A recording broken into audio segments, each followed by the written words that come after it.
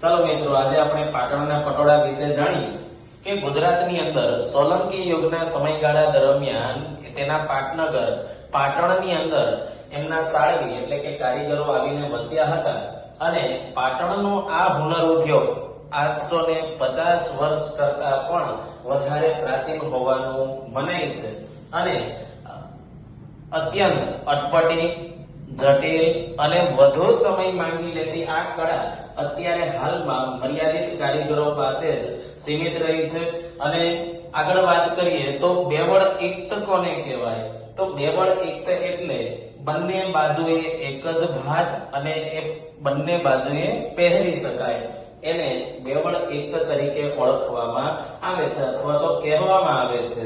અને આગળ વાત કરીએ કે પાટણના પટોળા જે છે એ વર્ષો સુધી ટકે અને એનો રંગ પણ જતો નથી।